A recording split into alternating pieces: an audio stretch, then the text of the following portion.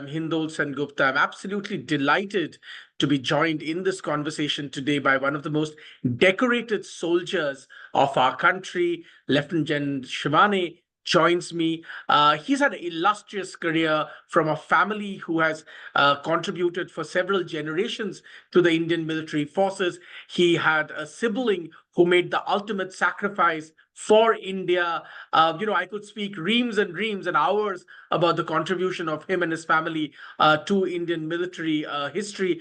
And at the moment, the general is involved in a very interesting aspect of India's security, history, and culture. And I'm going to begin on that topic in this conversation. General, welcome. Thank you so much, Jahan, to your viewers. Pleasure to be on the show with you. I extend my greetings world across and to all Indians.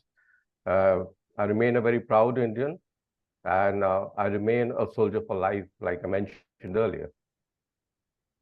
General, let me begin by asking you, you have written a book on 21st century warfare, among several other books that you've written. So you've also been involved in the scholarly side of military studies, not just as a functioning soldier. Tell us a little bit more about your work there, especially connected to a project you're at the moment involved in helping the government strategize. May I say that mythical beast that, younger people like us, when we studied security studies and when we studied about international relations, kept on hearing for years and years, why does India not have a definitive security policy? And therefore, why isn't a security culture never built in India? You're one of the people who's helping the government think this through. Talk to us to begin with about the challenges India faces today and why such a culture, why such a national policy is so vitally important today. Right.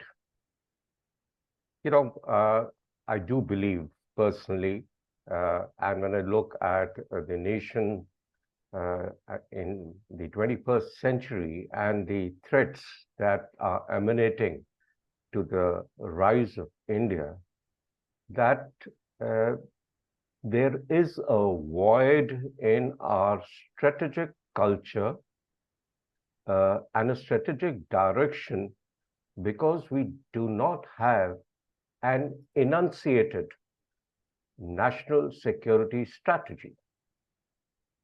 Why is a national security strategy, even if people say it exists in informal manners, why is it a necessity to be stated upfront, and the unclassified portion of it made open world across? Everyone has that. But the key issue is today, we need to understand that warfare is fast evolving, faster than the war fighters. The threats that we face today are multiple. Kautilya had said that there are 4 types of threats: external threat, externally abetted; external threat, internally abetted; internal threat, internally abetted; and internal threat, externally abetted. Today, India faces all of the 4 threats. And therefore, if these are the challenges, the wars that need a redefinition, these are not wars of bullets and territories. These are wars of information warfare, cyber, influence warfare. These are wars of dominating the time cycle. These are wars of economic orders. So if we have to look at a futuristic model of fighting our threats or overcoming our threats and challenges, then we need to have a machinery which is enmeshed in a mechanism where everyone in the power play, in the government, in all aspects of the comprehensive national power, realizes a common goal, works in unison, in collaboration towards a defined direction. That is not there because today the elements because of this ambiguity, are working in different directions. Number one. Number two, war has transited from the battle space to a society. There is nothing known as war and peace today. There is war and peace. The space between the two extremities of war and peace is the space which is being exploited today to the maximum. And that's where the what we call the invisible wars are happening. And that's where the society and the citizens come into play. And that's where I'm involved in this project of creating a national citizen security culture so that everyone becomes a stakeholder in the national security canvas and takes pride in the growth and facing and overcoming the challenges. And therefore, I wrote this book. It was a project given by the Indian Army as Chief of Army Staff Chair of Excellence of Professional Military Education for the 21st Century Warrior. And in that book, which has done well both internationally and nationally as one of the bestsellers, the key focus is let's not fight yesterday's wars today. Let's be prepared for the future wars. We have a very good training level at the tactical level, but we require something which is a professional military education of operational and strategic level leadership to understand and play war at that level. Tactical level is a science. Operational and strategic level is an art. And that art requires professional military education to fight tomorrow's wars with tomorrow's counter tomorrow's threat, with tomorrow's tactics, and most importantly, with indigenous capabilities so that we don't have to look over our shoulders when the time comes. I want to go into another topic here and bring it a little more to the current happenings. Let's talk a little bit about what's happening with China, because that's high on everybody's priority. We are seeing the concerns that the government is raising on the Katachivu island in Sri Lanka. I recently interviewed a former ambassador who spoke about the fact that, well, it may be that 50 years ago we decided something, but considering what has happened for instance, in the Coco Islands case, where there is, real fear that China might be using it for surveillance, what is it to, how can we know that Sri Lanka will not allow something similar on this island, on the Kachivu Island? Similar things on our other border with China. We know what has happened in Manipur.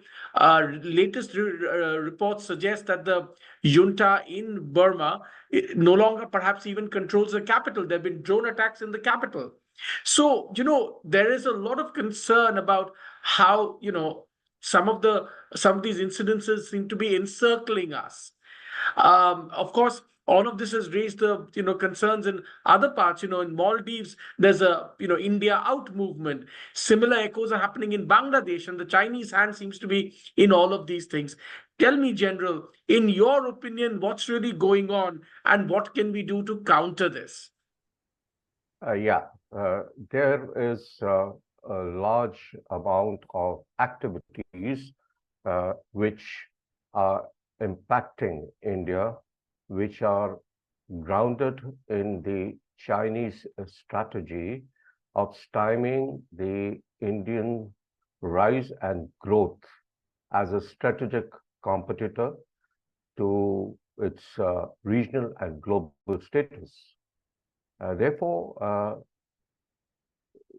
at the strategic level, irrespective of the island in Sri Lanka, the Coco Islands, what's happening in Myanmar, what's happening in Bangladesh, what's happening in Manipur internally, what's happening in the Naxal corridor, what's happening in Nepal, how they're wooing Bhutan, coercing to a certain extent. Well, the key is to understand China from a perspective how China views India. ironically, we as a nation have been viewing China from the Indian lens. And therefore, to our mind, it remains myopic and it remains tactical. While China is playing the game at the strategic level, if I may say that. So if you look at what they're doing something which hurts us, which goes beyond short of the war, but exploiting the space between war and peace to create disruptions. You know, we are in a we are in a world where the world order is defined by three Ds. And the three Ds are basically durable, destructive disorder. So this is China is playing this game as part of its strategic leverage. Now you look at even the what's happening in Himalayas. Let's look at the design there and how it aims to drain out India. So how does it play its game? That's important to understand from the Chinese perspective, like I said. The first, there are few points where we connect the dots at the strategic level. And in that, first, unilaterally and militarily, China changes the status quo ante, as done in the Himalayas in April, May of 2020, where it's a transgression, an incursion in area of dispute, or consolidation over a period of time, or certain islands being influenced and used at the strategic level, or creating internal turbulence. So it creates a disruption without overtly coming into contact, but at the same time impacting the national security calculus of the nation. Two, coupled with this, it uh, it professes a threat of military action with aggressive diplomatic messaging and info warfare. You saw in Galwan what happened. It put the onus on India for the confrontation. That's a game that it plays.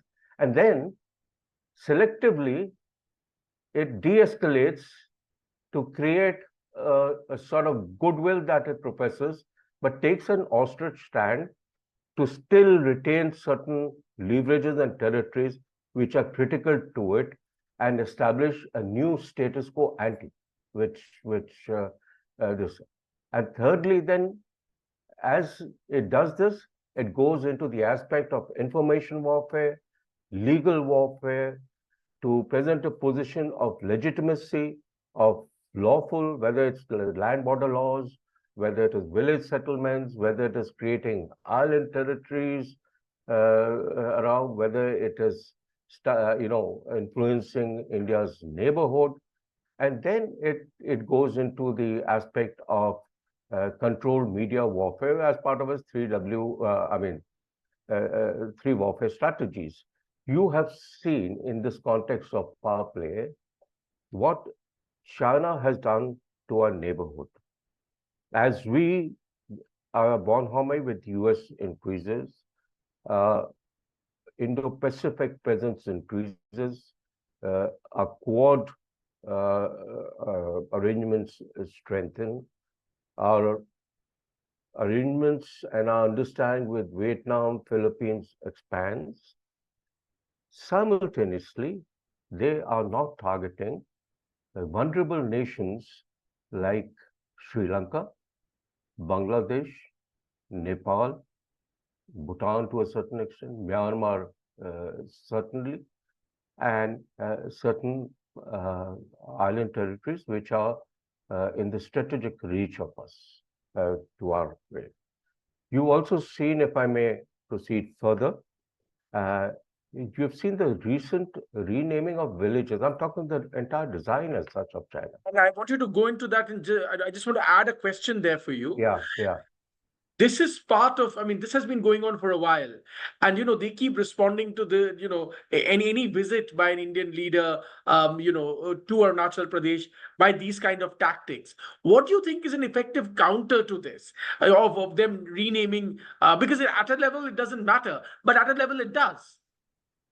Yeah, so I'm not the one who professes that tit for tat. So they rename 30 villages, you rename another 30 and call it India 3.0. I think then you're playing into the game that they are starting. And this is not a new game that they played. They started naming villages with Chinese name in 2017. They did in 2021. They did in 23. And this is the fourth tranche. But you have to understand the context in which they are doing. Look at, they were irked. They were irked by a few factors. PM Modi's visit to Arunachal to inaugurate the all-weather Sela tunnel, which is at 3,000, which is an all-weather Sela tunnel at 3,500 meters altitude, which connects Guwahati in Assam to Tawang in Arunachal Pradesh. It gives you a strategic leverage, not only for the growth of the population, for the social aspect of it, but also in terms of military capabilities and infrastructure to respond to any mischief in that. That hurts them. Look at the sanctioning of over 6,000 crores, if I remember, it's 6,620 crores for the frontier highway construction in Arunachal, which could bring in new dynamics of the region and new operational connectivities to the border infrastructure. Look at the recent testing of the MIRV capable Agni 5, which implies that China is within India's missile range capability with multiple targeting. Look at the realignment of our strike code. Look at additional 10,000 troops from static formations being realigned. Look at the light tag. Look at the acquisition of HALE, which is high altitude, long endurance UAVs like the Predators. Look at C5ISR capabilities being enhanced. Look at the aerospace developments of India. Look at the naval increasing presence of India in the Indian. All of these are irking China. Also, India backing Philippines in the dispute with China, and very categorically, our foreign affairs minister stated its support to the Philippines upholding its national sovereignty. And China responded to an anti-India stand on the Panun case, backing its arch-rival US. So therefore, China has adopted, in this case, a strategy of claims resorting to, cartographic warfare by renaming, areas under dispute, so-called dispute by them. We are very clear that they are our areas, but changing names of places doesn't change homes. They're trying to play in the cognitive domain, but I'm afraid that doesn't work when the world over legally recognizes Arunachal as part of India, and China has no logical claim to it. I want to ask you, General, you just mentioned a whole series of things that we are doing, which you think are very important. And I want to take some of these things. To begin with the MIRV issue, explain to us and explain to our audience why this is in India's missile capabilities, why this is a turning point. See, MIRV, if you Agni 5, if you see, its range encompasses the entire China, including the eastern edge of China. So it comes within the umbrella of getting China into the range. Today, in an era of precision warfare and long-term targeting, it has both a nuclear deterrent capability, though nuclear weapons are not for war fighting, but they are certainly help in deterrence, as well as it has multiple warhead targeting capabilities. So therefore, today, if you've seen even in the Russia-Ukraine war, it is important not just to do a force and force collusion, but it's important to target depth criticalities and centers of gravity of infrastructure, industry, war-making materials, and and thereby impact the war endurance, war stamina of the adversary. And that gives us this sort of a capability. But that capability, and I've said in another interview on MIRV, must be substantiated now by us with a anti-missile, ballistic missile capability, which must be matching so that we must be prepared for the response capability because they have their own MIRV and the missile capability which can target across India too. But to target anti-missile missile capability is very critical to stymie those as well as be effective with our own weapon systems. So that is hurting, that hurts China at the operational and the strategic level. You also mentioned the refurbishment and enhancement of our troop, of our ground troops, so to speak, right? Also, there has been a lot of move in re-establishing, especially in northern India, how the army is structured, how our forces are structured. A lot of people don't understand nuances of this and why this is important. Talk to us a little bit about what's happening here. See, uh, as long as we have disputed borders, uh, uh, it is important that we hold ground in those areas to prevent the adversary from taking advantage, like it is both Pakistan and China have tried to do it in Kargil, Galwan, and other hotspots which are there both in the Ladakh sector and as well as in Arunachal sector. So therefore, it is important for us to have a structure of in place which is troop intensive, technology facilitated, and operationally viable in terms of operational readiness to respond.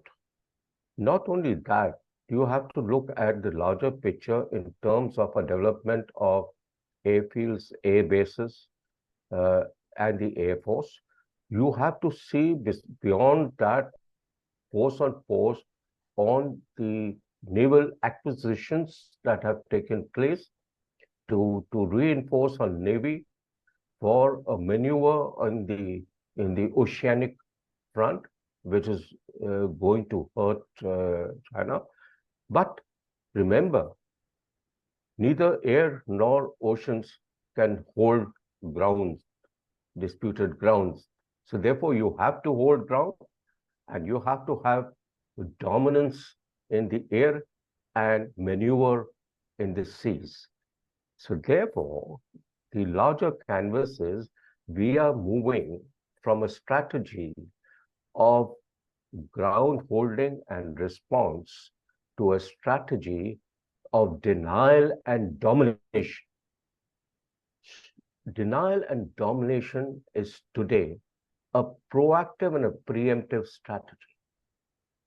Ground holding and defense was a reactive strategy. Something happened, we reacted. But today, with that sort of troops, that sort of a C5 ISR system, before they go in for a misadventure, we would be able to stymie their design. And not only that, we would have leverages in a multi-domain environment. And that's why it is important to look beyond a force-on-force structure to a more evolved denial and domination structure. And even if that denial fails, we have the capability today for a counterstroke or quid pro quo action, which we demonstrated even post Galwan in the Trishul sector, in the Kailash range. Unfortunately, we gave away that leverage for whatever reasons it was, but we have that capability. And China knows it, that the, the capability gap exists between the two nations. Yes, it does exist militarily, economically, in terms of comprehensive national power, but that gap is not sufficient enough for China to realize its designated or strategic objectives against India. So therefore, we are fast evolving, we are fast transforming, we are fast modernizing ourselves, and we are today generating a multi-domain capability to look at and challenge our adversaries' designs. You spoke about how, for instance, we're moving troops, like you spoke about the enhancement by 10,000 more forces. Talk to us a little bit about that. Look, we have about start off with about 50 to 60,000 today in the Ladakh sector itself. So we have a capability which existed, which was basically a defensive capability. Now you required three levels: a level to immediate defense, a level to beef up selected areas, and a level for a counterstroke or an offensive capability. Therefore, a certain portion of our offensive core has been redesignated on the Chinese front post Galwan. We have galvanized and strengthened our not only defenses, but we have put in our troops, like I spoke of 10,000 from static formations, which did not have an operational role. We have operationalized that and looked at certain sectors, not only northern sector, but central sectors also, so that today, if there is a skirmish in a particular front, you can create a quid pro quo in another front. And that's the art of maneuver warfare. We have moved from an understanding of warfare from the attritional force and force point of view to a warfare of maneuver. And that is where it's going to, hurt China. Because after all, a certain area you can put X number of troops. You can't, in that sort of terrain, you can't put 10x and say I'm better off. You can put X number, you can reinforce this by a certain number, and you can have an offensive capability for a design by another. Today, those three layers exist. Unlike earlier, we had only the forward layer, and it took time for us to react, to send in additional troops. You saw what happened. We had to move in additional troops, and thereafter we had to move in, move in certain forces. That's not going to happen. Today, they are in situ. Today, they are not only into the manpower, technology, equipment, surveillance, they are all there. So we are much better from 2020 to what we see today, 2024. And the Chinaman knows it. He knows both in the kinetic domain, we are much better off. He knows that the Indian soldiers' fighting capabilities are far superior, far superior. They are better led, they're better motivated, and they are more fierce fighters than China. And therefore, they are risk averse and they do not want a physical escalation. So what is the next thing? Like Pakistan did went into a proxy war, terrorism. What is China doing? Now China is utilizing or optimizing or exploiting the space between peace and war by such activities of information warfare, cyber warfare. You've seen the attack that took place last year on AIMS, disrupted the systems. Again, it was a Chinese-backed attack there. So cyber space, information, ideology, creating disruptions internally. This is what it is trying to do to make India's weak in its trajectory for what it is defined as Viksit Bharat 2047. As we come to the towards the end of our conversation, General, I have one or two last questions, if I may. Yeah, please. I want to take off from what you were talking about, that the earlier mindset, in a sense, broadly in India, perhaps including in our sort of public domain, was to defend, in a sense, and hold ground. Whereas we have moved, in a sense, to a mindset of establishing domination. That has been a Absolutely. big transition. That's one of the big things that you said. Talk to us, therefore, a little bit about latest news that India has had record homegrown, defense manufacturing and has achieved record exports. This was always the question, wasn't it, General, that how can a country like India always hope to fight all its wars with weapons brought and technology brought from outside? We've had nasty instances in the past, sir, where countries that have sold us weapons denied, in a sense, for their own political objectives, denied further technologies and so on and so forth to us. So therefore, we had to build our own, homegrown weapons. And now a historic high has been, we have a long way to go, but at least the historic high has been hit as far as exports are concerned. How do you see this develop? Absolutely. We learned it the hard way. We learned it the hard way. I was still in my uniform when Explain that, sir. Kargil, Please explain that. A lot of yeah, people may yeah, not know this. yeah. So I was in uniform when Kargil happened. In fact, I was a colonel at that time in Srinagar. Thereafter, uh, when the surgical strike took place and the Air Force went across and we had the response, all of them, when the escalation ladder was going up, we looked over our shoulders and went in for something known as emergency procurement. Whether it is from Israel, whether it's from Russia, wherever, we went into a frenzy, getting in contact with them, asking them for proposed ammunition, for tank engines, tank ammunition. Why? Because we were dependent on them. And in such emergency procurements, what happens is that whoever is giving you, even maybe the best of friends, has the leverage and he will always give you at a price that he wants to because it's your time of need and you don't have very many cards at that time.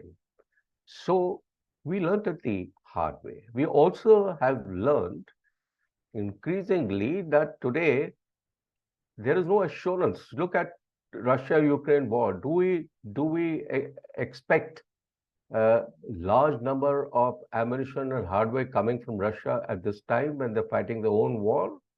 So therefore, it is very important to have a strategic autonomy, even if strategic autonomy is euphoria, to a large extent have self-sufficiency and self-reliance in your war-fighting material and your capabilities. And that's what Atmanirbharta is all about. The capability always existed. I've been a part of evolving this, the private industry opening up into the defense sector uh, as advisor, as also in my tenure as DG McPherson and additional director of prospective planning. And I always believed that the potential existed. We just required to give them a level playing ground, and we require to help them realize their dreams in a more friendly manner in which everyone is a stakeholder. There's a collaboration between the forces, the defense industry, the defense planners, the policymakers. an evolved ecosystem. That is happening. Maybe it's not happening at the pace that I would like it. There are still many hurdles to it, but it is fast taking place, and that's what you've seen recently. The defense export going over 300%. Today we are exporting to a very, very large number of countries.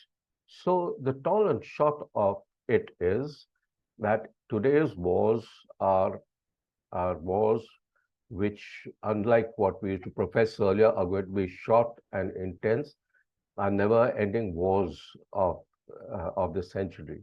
And therefore, your war stamina, your war endurance, your capability of indigenous self-sufficiency, self-reliance become important.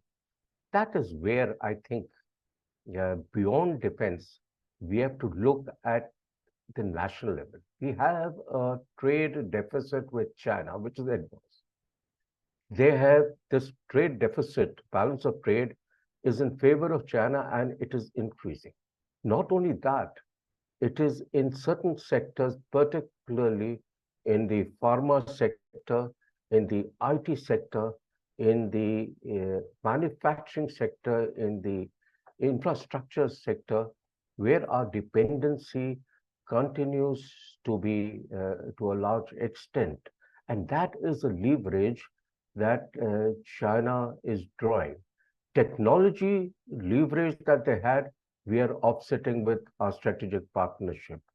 But then this balance of trade, we have to look at it uh, more seriously with a long-term perspective and, and make sure that this sort of a dependency on our adversary does not come into place. Otherwise, it will impact our comprehensive national power.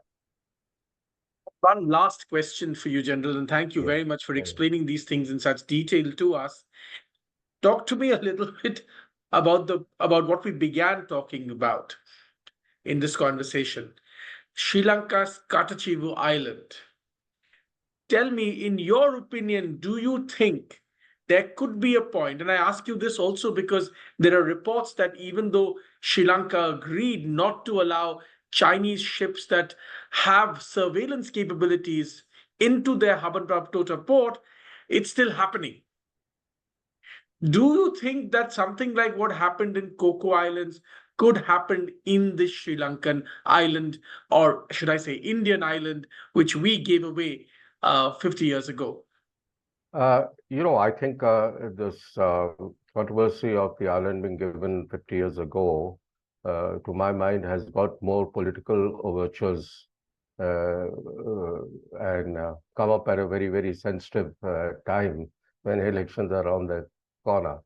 So while we need to be cautious of Sri Lanka's Bonhomme, Hambantota Islands port development, Chinese influence in their economy, but I do not give much time to this island controversy. But at the same time, because this is an island controversy basically on the fishing rights and the of the two nations. Its strategic relevance is limited unless there is a build-up on that, and I don't foresee that. But I foresee uh, Sri Lanka as a nation, in spite of India immense effort to give them the financial aid and get them out More of than $4 this. billion. Sorry, More than $4 billion. I couldn't get you. We gave more than $4 billion, General, to Yeah, change yeah, the economy. yeah. But the tall and short of it is that the Chinese influence in our strategic neighborhood, in our immediate neighborhood, is increasing. And therefore, we need to look at, are we, while we're focusing on look, strategic neighborhood, global canvas, we need to put in a greater effort on our immediate neighborhood. Be it in Sri Lanka, you've seen what's happening in Nepal.